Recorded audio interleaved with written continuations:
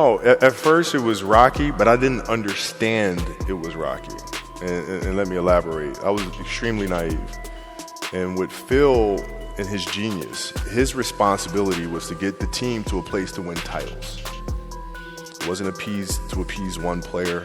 It wasn't to look out for this player. It was to get the collective whole to win a championship. So he would do whatever it took to make sure that happened. He would see the friction between myself and Shaquille and say, okay, how can I use that? All right, I know Kobe has a passion to play, so come hell or high water, doesn't matter what's going on in his personal life, doesn't matter what's happening here with the team, he's going to show up and perform no matter what. Shaq is more emotional. If something's going on, he won't. So therefore, I got to figure out how to create a wedge between myself and Kobe, because then that brings me closer to Shaquille. And then that helps me better manage Shaq. So that was his ability to manage the team, which was absolutely brilliant. I used to tell him all the time, I said, Phil, look, I know what you're doing, bro. Like, don't insult my intelligence. I know you're being a dick to me on purpose. Like, just, like, tell me. No? Okay, you're going to stay with it? All right, cool. All right. But I was upset because people don't understand him. And he is a genius in every sense of the word. And how he sees the game, how he sees the spirituality of the game.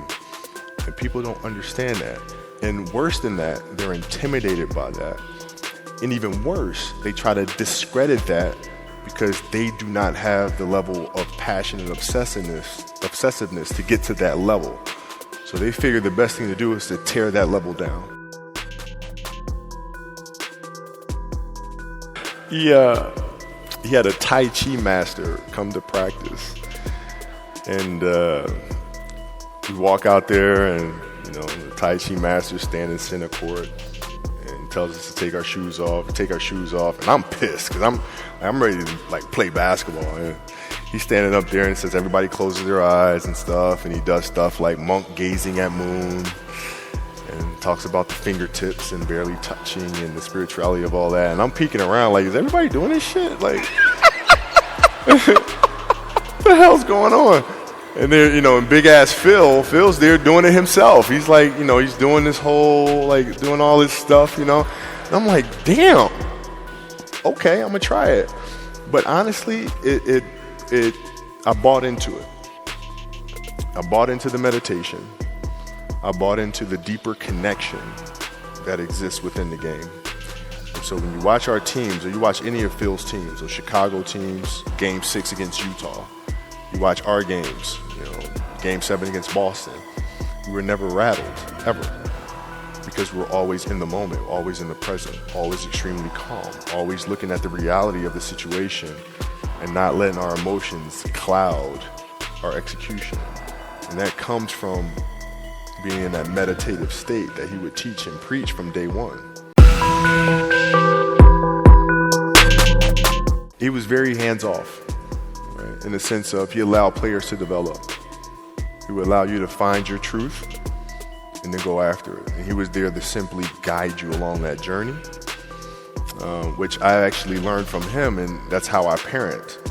And that's how I coach my daughter's team now.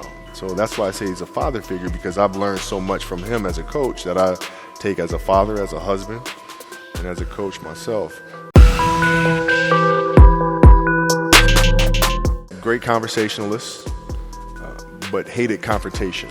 He hated confrontation. Direct confrontation is not his thing. Doesn't do it. Never did well with it. It had a lot to do with how he grew up and his, his brother, his siblings, and father, and so forth and so on. Hates direct confrontation. And he knew that about himself. So that's why a lot of his challenges were indirect. He went to the media with things. So he's very indirect. He would never challenge a player directly. But what he would do is he would do things indirect. And it wasn't about calming the waters. It was about stirring up the waters and creating a storm that eventually would lead this broken ship to the shore it was trying to get to in the first place.